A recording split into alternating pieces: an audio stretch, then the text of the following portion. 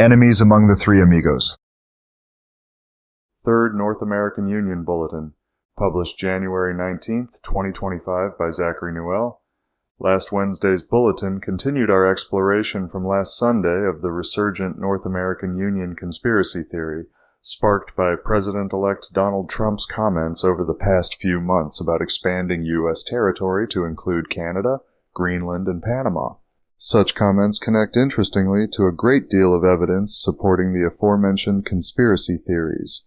In reverse chronological order, 2011's The North American Idea, A Vision for a Continent Future by Robert Pastor, the 2005 Three Amigos, where then President Bush, then President Fox, and then Prime Minister Martin of the U.S., Mexico, and Canada signed the Security and Prosperity Partnership of North America to lay the foundation for a North American community like that which the aforementioned Pastor aimed to chart.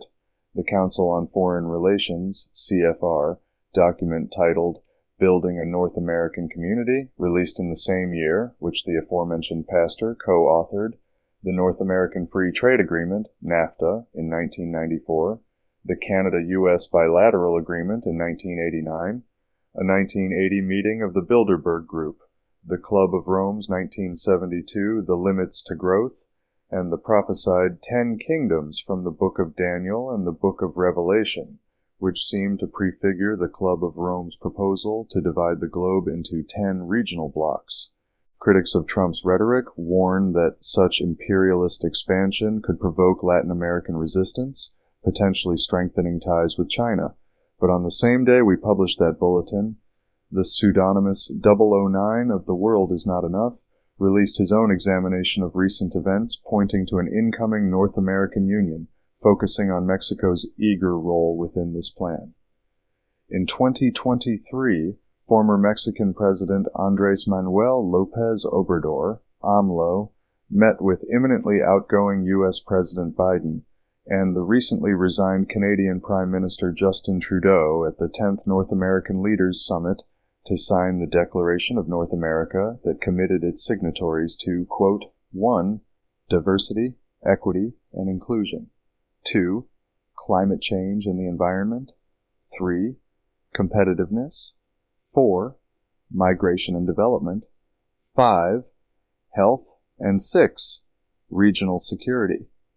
Former President AMLO spoke favorably of the idea some months before signing that declaration, describing a private conversation on the subject with outgoing U.S. Secretary of State Antony Blinken while comparing it to the European Union model.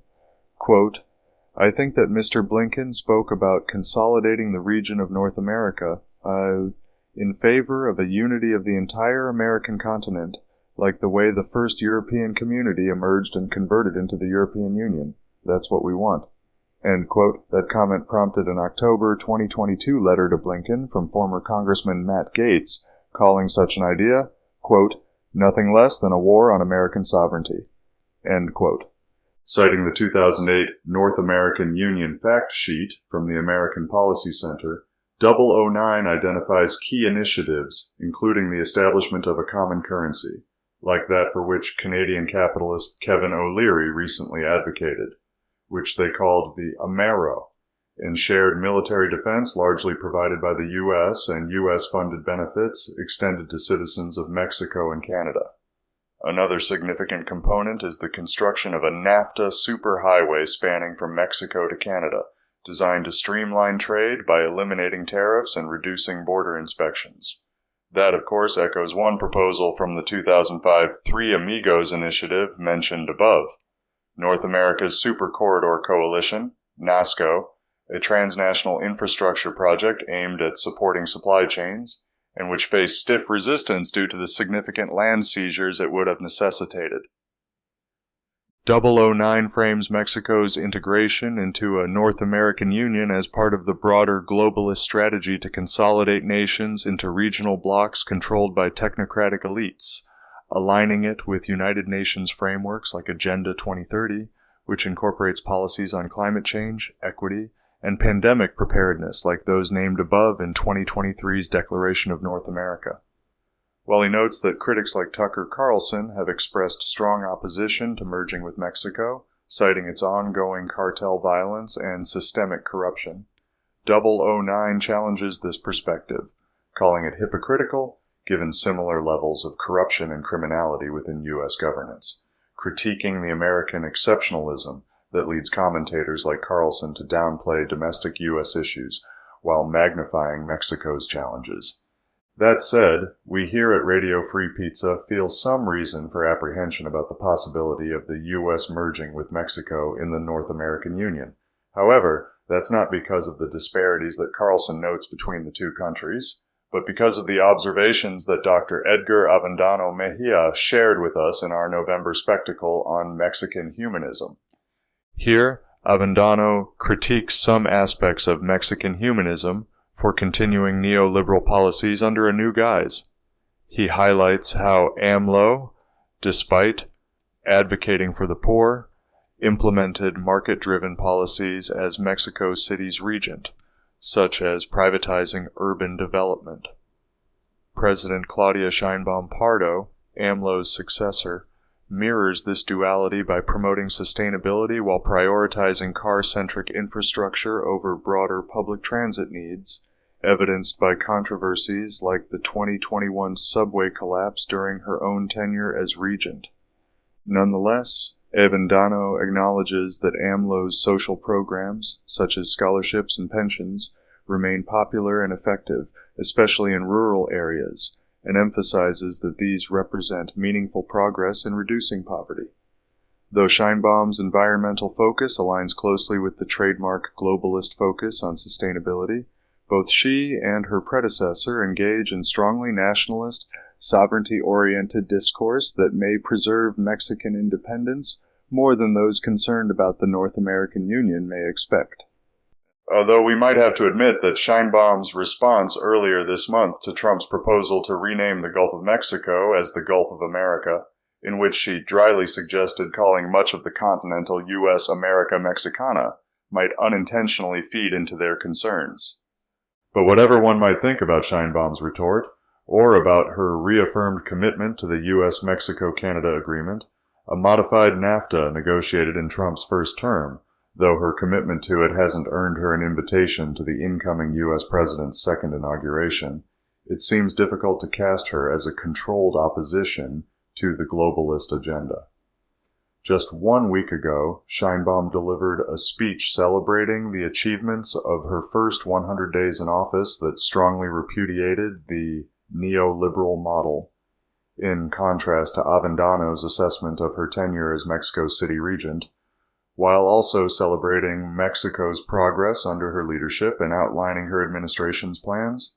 She reaffirmed her commitment to Mexican humanism, prioritizing social welfare, reducing inequality, and continuing AMLO's transformative agenda. Achievements include job growth, foreign investment, infrastructure projects like the Maya train, and significant social reforms, including a minimum wage increase and improved healthcare access.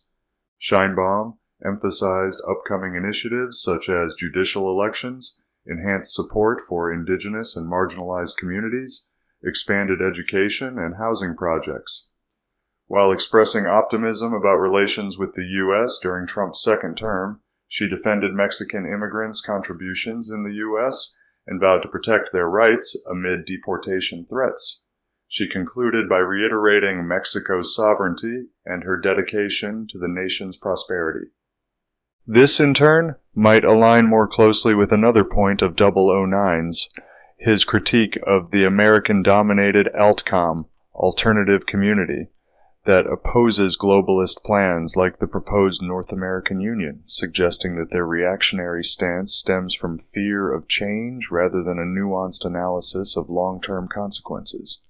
Instead, he argues that political and societal evolution is natural and has shaped human history, from agricultural communities to modern nation-states driven by science and technology, while acknowledging the risks of globalist control, such as a potential techno-feudal surveillance state.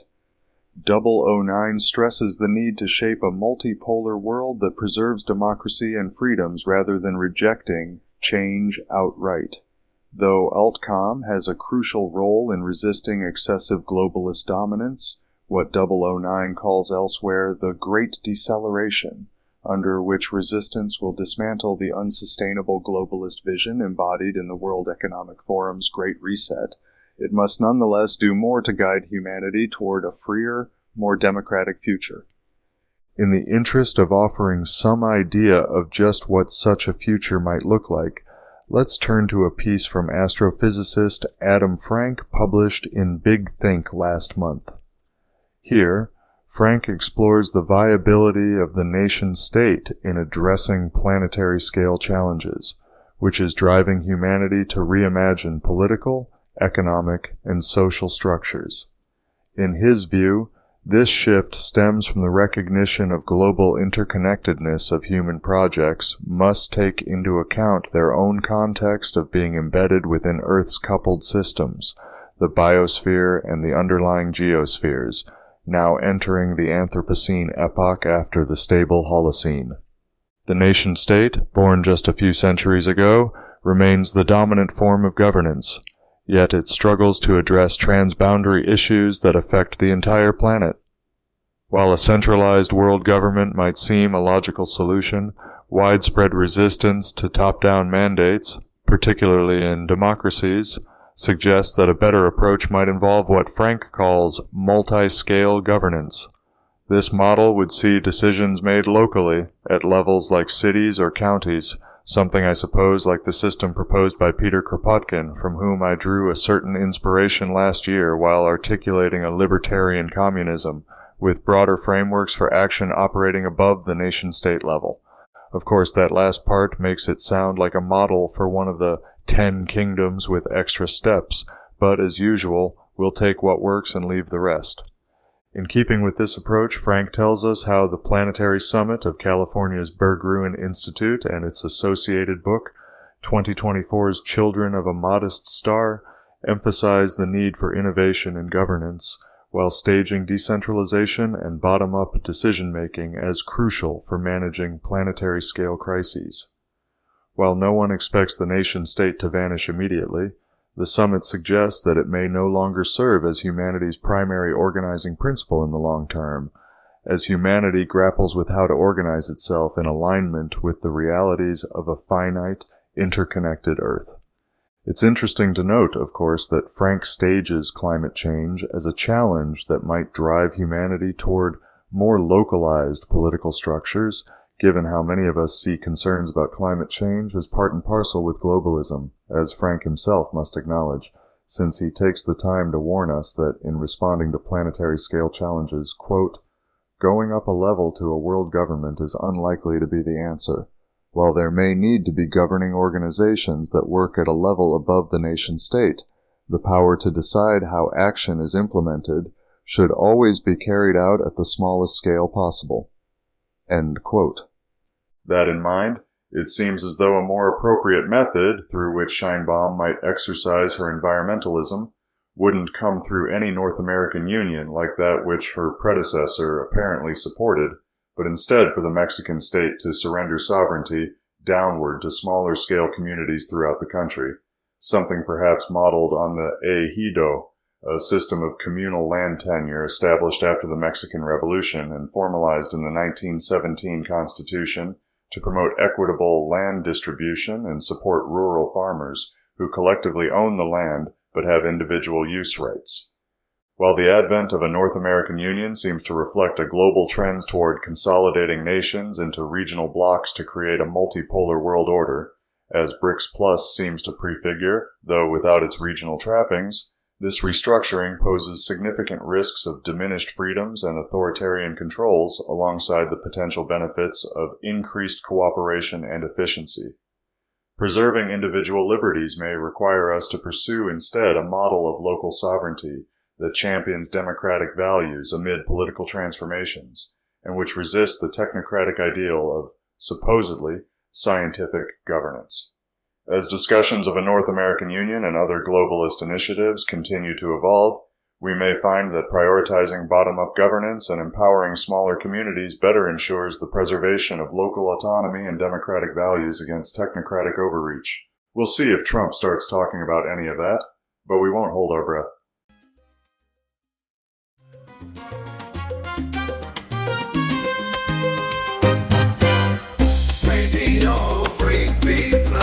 Radio Free Pizza is a reader-supported publication and listener-supported podcast.